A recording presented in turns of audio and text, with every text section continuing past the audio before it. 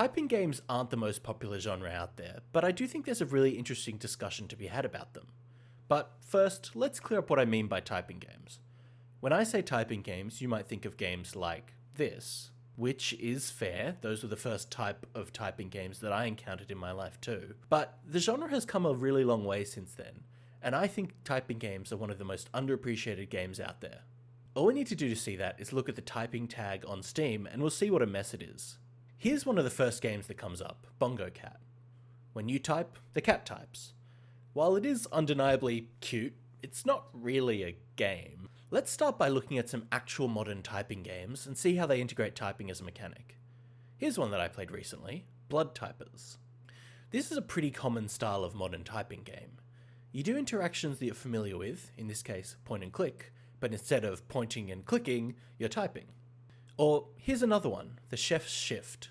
You'll recognise the mechanics here are pretty straightforward cooking game mechanics, but again, instead of moving around, you type to navigate. If we compare this game to Overcooked, you can see why typing games work so well. Doing a small and simple interaction like typing adds a lot of dopamine to every minor action. Compare that to walking over to the grill in Overcooked, which is more of a prerequisite chore that I have to do before I'm actually doing the interaction that I want. In the Chef's Shift, navigating the world is a, albeit minor, challenge, but it makes the moment-to-moment gameplay more engaging, at least for me. So this is what makes typing games so unique. They take small interactions and turn them into small challenges. It's a minor switch, but it changes the way that these moments feel. Typing is also not a skill that's unique to games. I have many times in my life had competitions with my friends over who has the highest words per minute. 120 by the way, represent.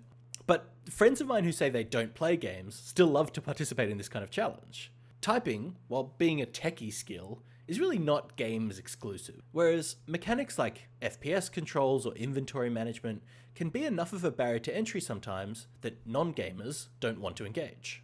When you read threads about the best games to introduce non-gamers to gaming, one that comes up a lot is Portal. But I think that underestimates how much muscle memory is used for FPS controls and how alienating that can be for people who don't play games. The games that all the non-gamers in my life play are games like Stardew Valley or The Sims. These are games with a pretty simple interface, mostly built around clicking on things, which is another non-games exclusive skill. So I think it's natural to think that typing, another non-games exclusive skill, could similarly be a good entry point for these types of players. Having said all that, not everybody knows how to type, and not everybody plays games on keyboard. It's worth pointing out that a downside of typing games is you do need to have a keyboard to play. Although, now that I think of it, I can't see a reason why a game like the Chef's Shift couldn't work with just an arbitrary sequence of button presses. I wonder if that would be fun, or maybe we're diving too deep down the abstraction rabbit hole here. Pull us back up! Going back to the universal nature of typing as a skill, there's an argument that you could be making. Sure, mostly everybody can type, but they're at different skill levels. You might be a high 120 words per minute-er, but what about us lowly 40 to 50 words per minute-ers? And I thank you for making that point, imaginary viewer, because you've just fallen right into my trap. That's actually a strength of typing games. There's a bit of game design discourse about what separates good difficulty design from bad difficulty design. If your difficulty slider just adjusts the health and damage of enemies, that's a poorly designed difficulty system, right?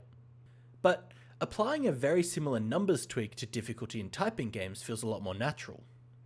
The equivalent of this is adjusting the word length or the complexity of the words that you need to spell. It's just as simple of a numbers tweak, but it feels like a lot cleaner of a way to adjust the difficulty of the game. Typing games have this mechanical simplicity that means that the difficulty of the words can scale really easily for different players, different challenge levels, or different areas of the game. It's really easy to see in a game like Keyboard Warrior RPG. In this game, the difficulty of a word to spell can tune up for a boss fight, effectively just changing the health of an enemy, but in a way that feels a lot more natural for players. I love word games of all types, and maybe that's why I like typing games.